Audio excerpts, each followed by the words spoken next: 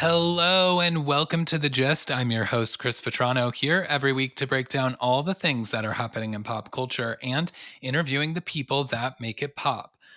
On today's show, we are doing our monthly pop culture roundup, covering all of the biggest pop culture moments from the last month. And if February was nothing else, it was the month of music. And so we are going to jump right in. It's just going to be you and I today, guys. I hope that you're okay with that. So strap in because we've got a lot to cover and I've got a lot of takes. But like I said, February was the month of music, and it all kicked off with arguably music's biggest night, the Grammy Awards. So the Grammy Awards this year, I mean, award shows are very different for me since being in the music industry because there's so many politics, there's so much that is pre-planned about award shows that when you peek behind the veil, it kind of takes the spectacularness of an award show out of it for you. And so I don't love them as much as I used to growing up. But I have to say that this year's Grammys really delivered. And it was a night of looks and performances and surprises. There was so much to give. And it was the night of the women. First of all, Miley Cyrus, she won her first Grammy Award for Flowers this year, but she looked amazing. Now, I know her look was very controversial. It was very Tina Turner. She performed on stage, but the way in which the glittery dress, I think it was Bob Mackie, or at least inspired by, if not, it was so iconic. I felt like I was watching a moment that's going to go down in history. And, she just really delivered. I know that the dress left very little to the imagination, and her look on the red carpet, but it was great. And, I have to say, another look on the red carpet, very classic, but incredibly beautiful. Kelly Clarkson, man, I wish, I feel like we need to give her a round of applause because the looks that she has been serving, and I'm going to say, since her show has moved from LA to New York, it's like whatever happened with her stylists, her style game is on point now. She has a look after look on that show and she looks phenomenal. And I mean, just in every way. I mean, she had bangs. I thought that was going to be a horrible disaster. She's pulling it off beautifully. But yeah, she just wasn't serving looks the last few years, really. I feel like she really kind of lost her way with style. She was going through a lot personally. And when you go through a lot of things, maybe you're not comfortable in your body and you're not comfortable with what you're kind of putting on the outside because your insides are feeling so bad. But I have to say, she's got it all together and she looked incredible in just a really classic white gown that was amazing. She was having a great night there with her daughter. And, she was standing up and singing all the songs. Olivia Rodrigo performed, and she was it was literally Taylor Swift and Kelly Clarkson just standing in the front, singing every word. And, that's what award shows really are fun. You get to see celebrities really be themselves and let loose. We had an also incredible performance. Tracy Chapman and Luke Combs did a duet of Fast Car. Obviously, Luke Combs has brought new life into Tracy Chapman's song, but it was amazing to see that. All the biggest awards were won by women.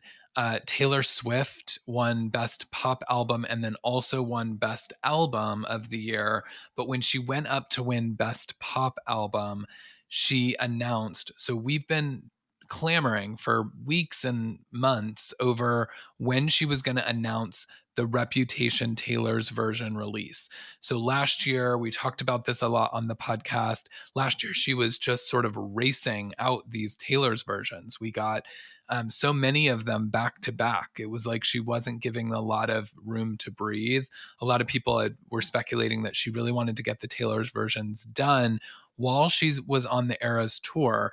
so that at the final date of the Eras tour, she could announce a brand new album and really start her new era and not be focused so much on her past accomplishments in music.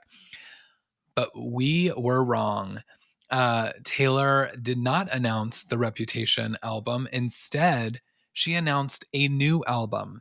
That's right. We are getting a new Taylor Swift album. And, people were, of course, gagged. The Swifties are just instantly up in arms over everything about it. But yeah, she went up to accept her award for best pop album and announced that she is releasing her 11th studio album called the Tortured Poets Department. It's a bit of a mouthful.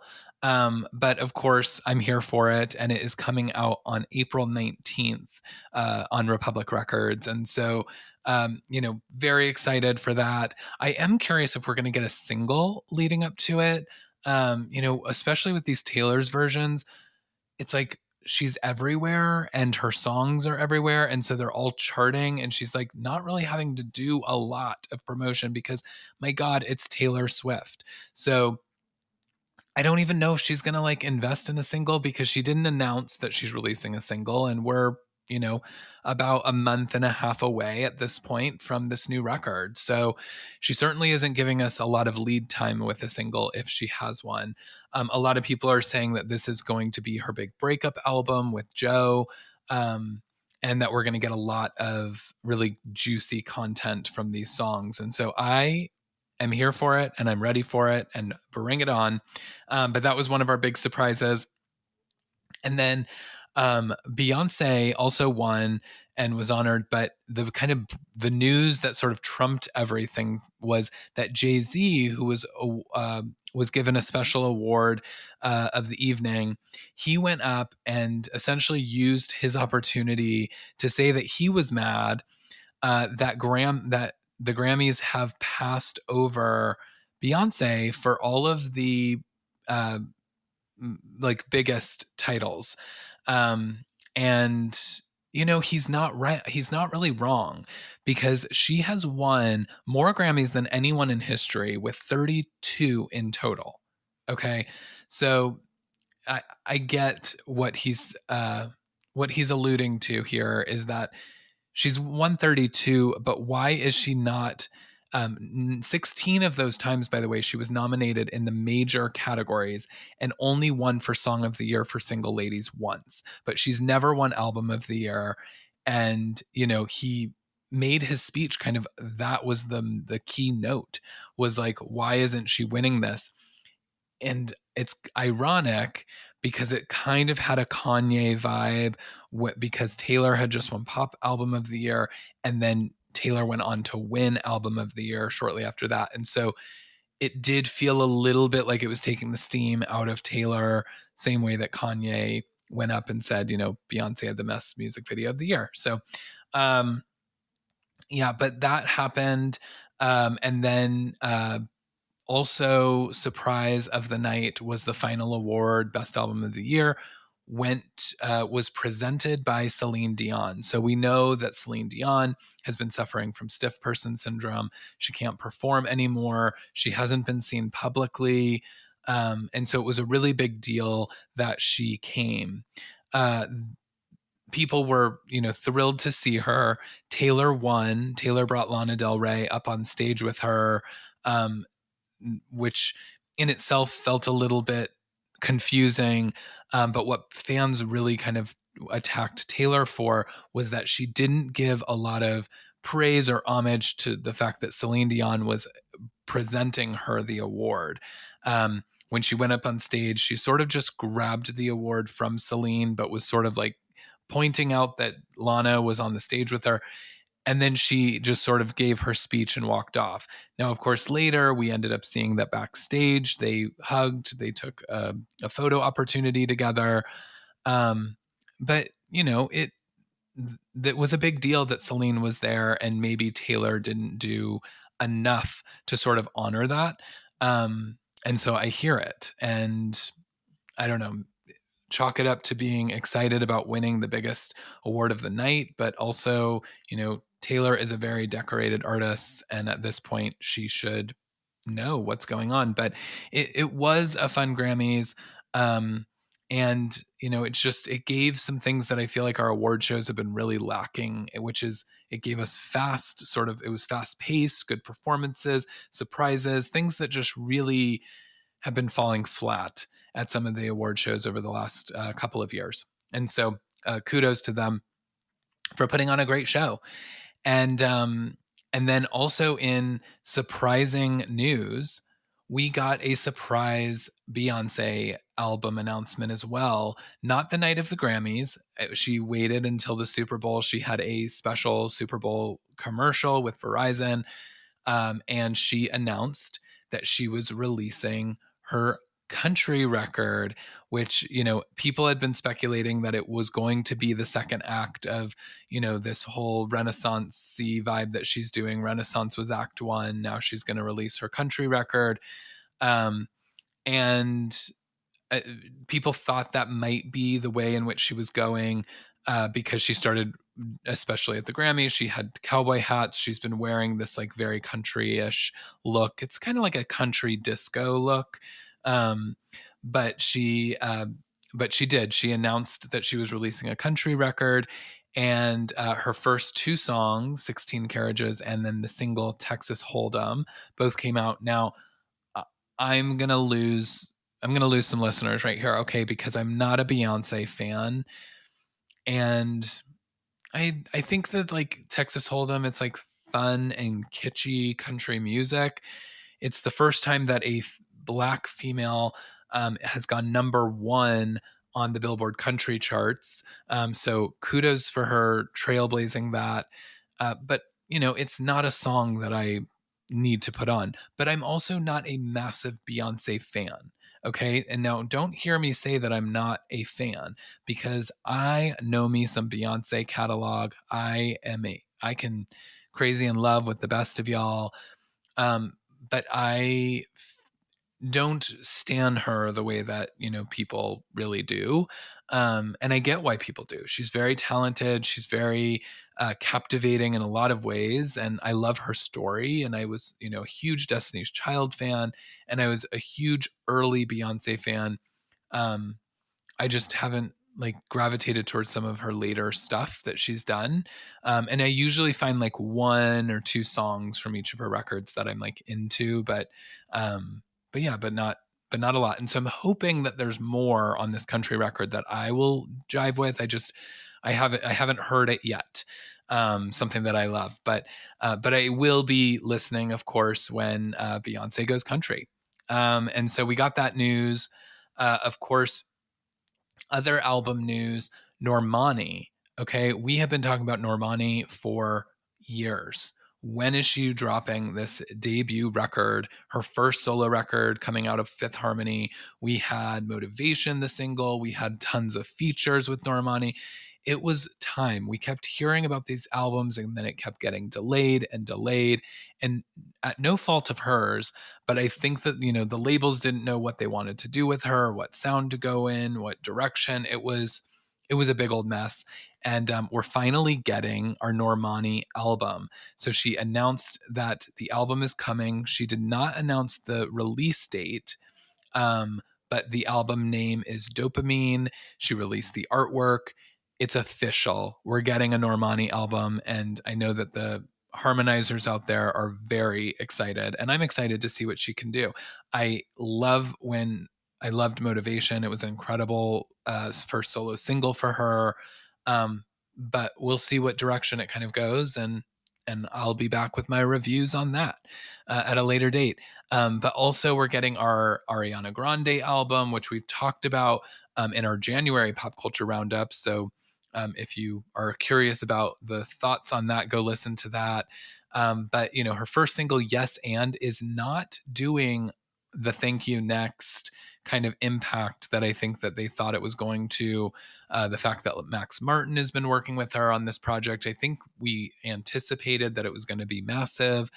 It has not been. The reaction has not been as big as people have wanted it to be. And so they released a remix of it, and it features Mariah Carey. And you're thinking, okay, two of the most incredible vocalists and pop divas that we've ever had over the course of many decades now together on a song is going to be epic. You know what? It's just not. It's not. And I feel like, well, so my husband Joe, he asked me, he said, do you think that Mariah is just doing AI? Because Mariah doesn't even sound like Mariah anymore. And, it's a good thought that he had. But my response to him was no, because if it was AI, it would sound better. Because it would sound like Mariah Carey. It doesn't sound like Mariah Carey.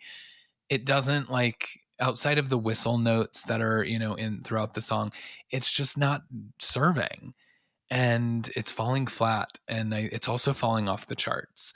So Ariana better deliver. I am very curious to see what the rest of Eternal Sunshine, the new album, has in store for us. She has said she's not going to release any more music until the album comes out because she wants everyone to consume the rest of the album as one sort of piece of art. So we shall see.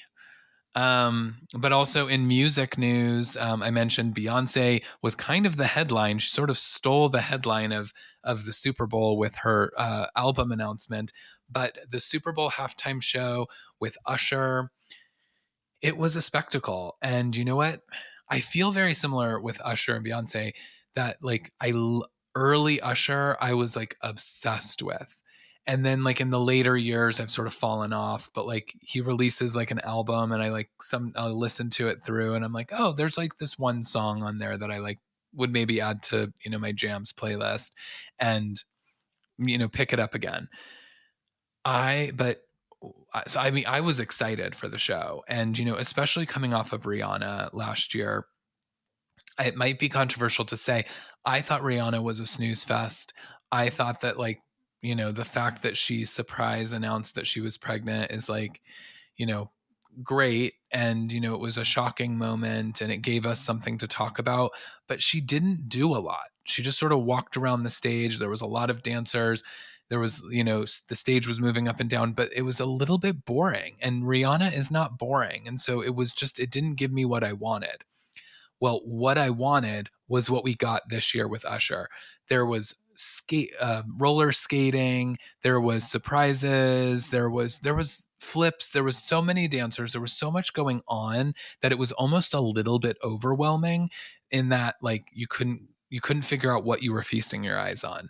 But let me just tell you, like, he sang everything. He was sweating for the ages. He had so much sweat dripping off, which, of course, because he was dancing, he was singing, he was doing costume changes, he was lacing up roller skates and roller skating around the stage.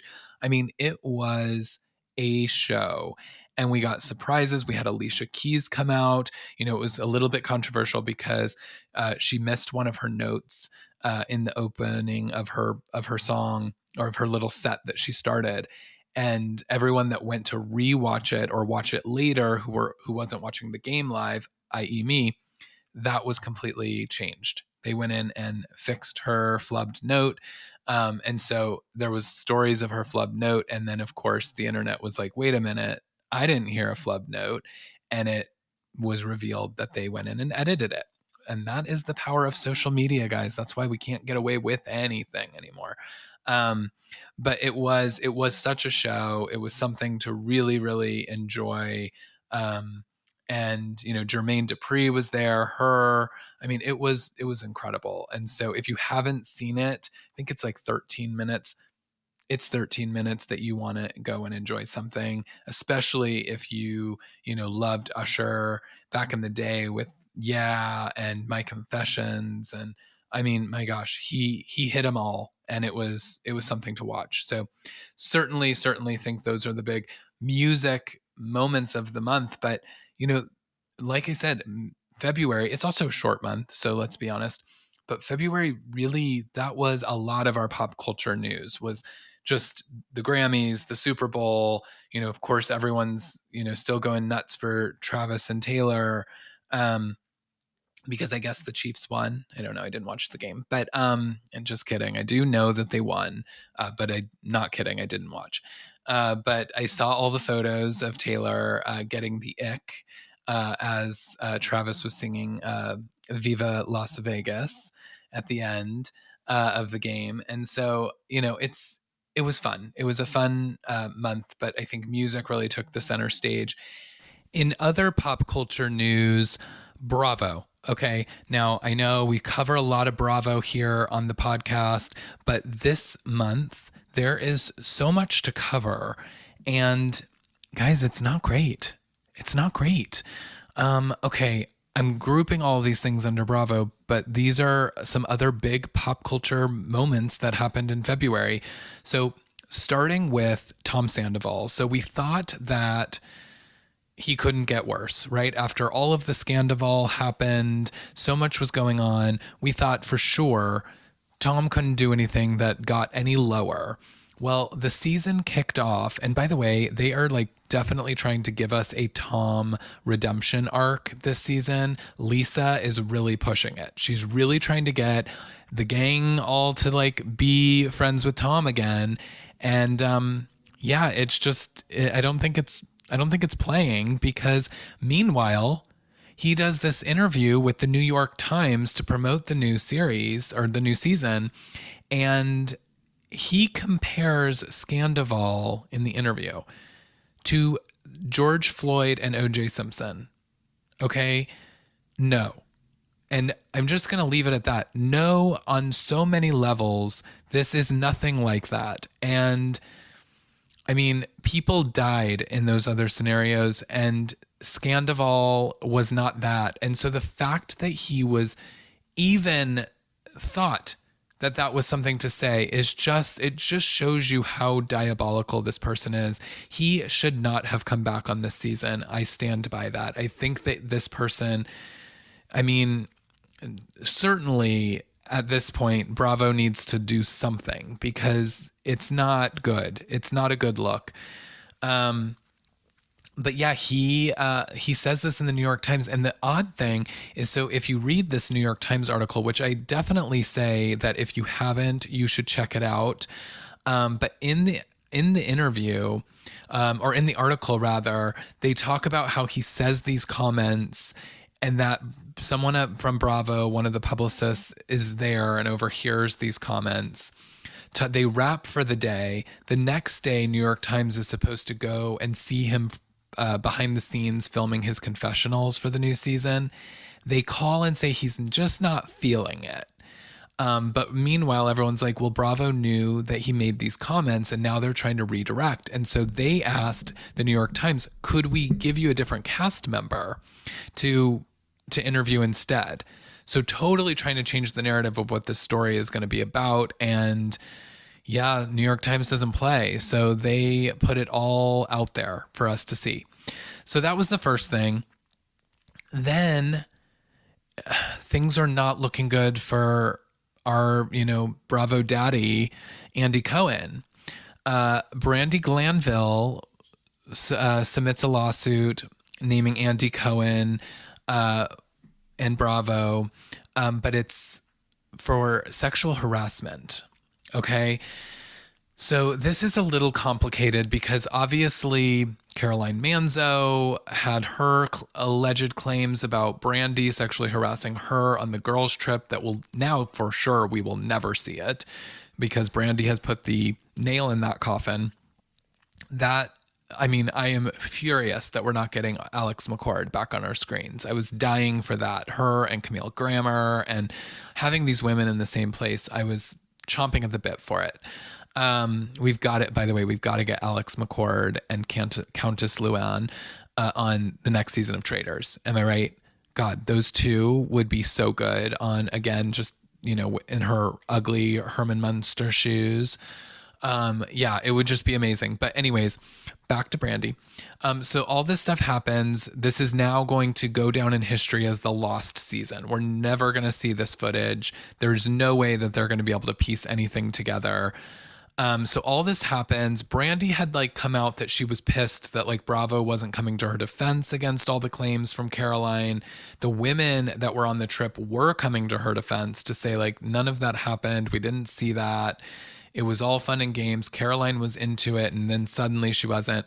So it we don't really know what happened or what is going to take place there, but now we know that she is suing Andy for sexual harassment.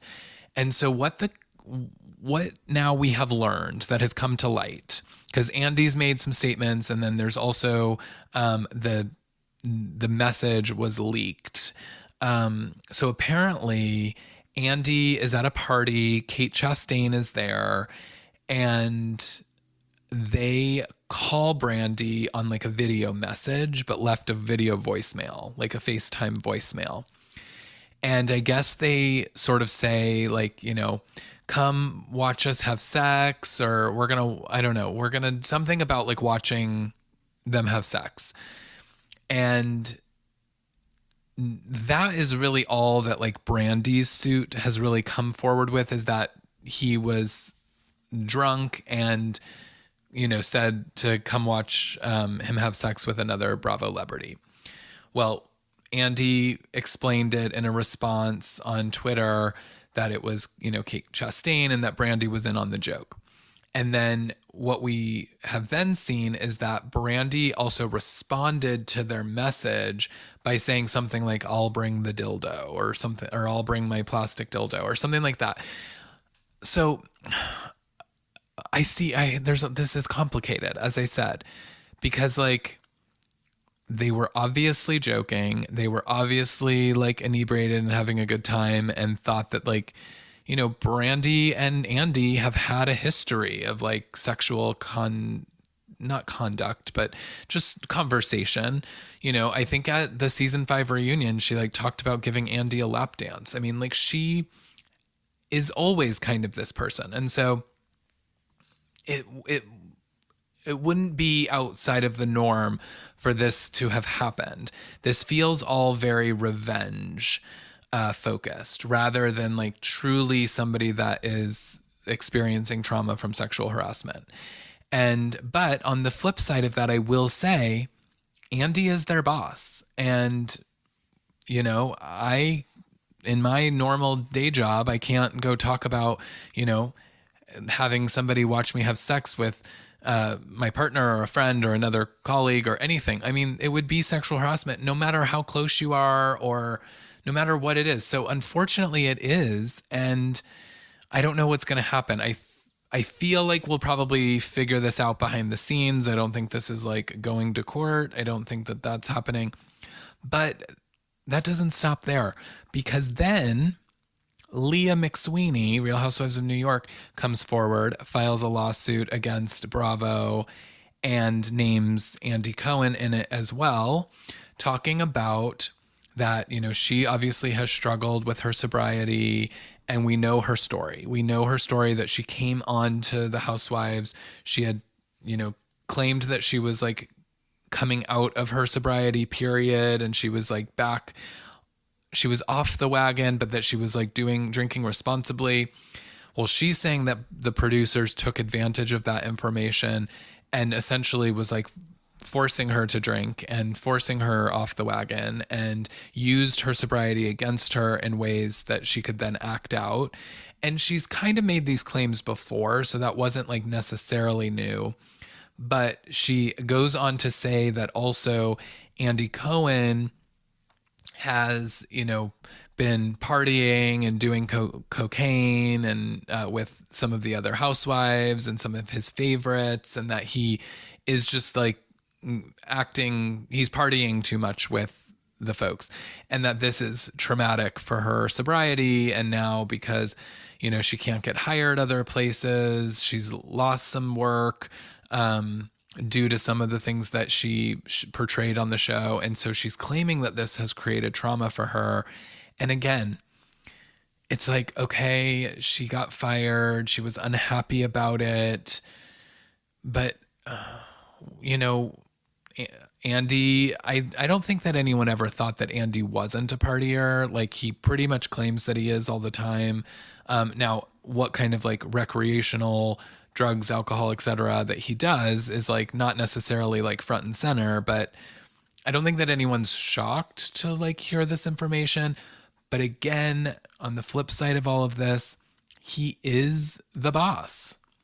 And this is, I think, where the question is going to come in is that, people have said for a while, like Andy's starting to yell at the women at the reunions, and he's seemingly very annoyed with a lot of the Bravo characters. Is that like, is this time for Andy Cohen to move on? Is it time for him to maybe, walk away as talent and just be Daddy Andy behind the scenes? Then he can go and do whatever he wants, right? Well, maybe not whatever, because again, he would still be the boss. But, I think that right now he toes this line of being the talent, being the guy that's hosting the reunions, and then also being the guy that has his own show, Watch What Happens Live, and his own guests. And, he's going to BravoCon and he's one of the stars there. Like, he is a Bravo celebrity himself, but meanwhile, he sort of built what Bravo is and is the executive producer and of a lot of these shows that employ all of these other Bravo celebrities. And so he is the boss, and you can't really be both. And I think that that's what ultimately is coming. And there has been talk for a long time that, things have happened behind the scenes, and that was Andy's days numbered, and are people going to come forward with, the things that they know about Andy? And it just seems like now those things are happening. But where we go from here, I have no idea. It's a lot, and we've got to figure it out. And so, Bravo was front and center in February with a lot of really big news stories, shocking news stories, but not necessarily for the right reasons. In other Bravo quick news, Portia's back on Real Housewives of Atlanta. We got that announcement, but we've got no other official casting announcements other than Candy and Marlo are both out. And then there's a lot of talk that Married to Medicine, which just wrapped up its 10th season and is about to go into its reunions, 3-part reunion, that they may be putting this show on pause. They don't know where to go with it. It clearly didn't work bringing Phaedra into the mix. And so we may not see Married to Medicine back. There was also some rumors that maybe Bravo was thinking of doing the same and putting Southern Charm on pause. I don't know. We're coming off of a really highly rated season, so I find that hard to believe. We have seen that the Salt Lake City women are on their first cast trip. And guys, it's in Milwaukee. What the hell's in Milwaukee? Okay. Yeah, I don't know. I mean, what is going on with these? The women of Salt Lake have been screwed when it comes to cast trips. I don't understand why, they finally get to go somewhere international last year. And yes, it blew up. We ended up with Reality Von Tease, but it was also one of the most epic moments of reality TV history. So I don't know why we aren't like sending these women to nicer places. It's wild. And then what else? Oh, I guess we've got Summer House premiered. We all know that the Carl and Lindsay breakup's coming, but also I think the headline was like Kyle and Amanda are not seemingly in the best place either. But we've got a lot to kind of dive into Summer House before it really gets in. And, I'm not loving Vanderpump. So I don't know. We're coming up on some strange times for Bravo because there's not a lot in the works. We don't have a lot of Housewives currently filming. And a lot of the shows that we have on right now, I'm just kind of bored by. If it's not Traitors, I'm not watching it right now. Okay. So I'm still obsessed with Traitors, guys. I can't wait. This week's episode, we have to find out if it's Phaedra or Peter that goes. And I haven't been able to sleep over the decision. But anyways, so that is it. That's going to be our pop culture roundup for February. We had a longer February than normal with our leap year. But it's still a shorter month. And so we didn't have a ton, but we had a lot of music, and we've got I mean, there's so many good albums coming this year. As a gay man, I'm living. We have so many divas are dropping their new records this year, and I can't wait. So we've got more to talk about with that.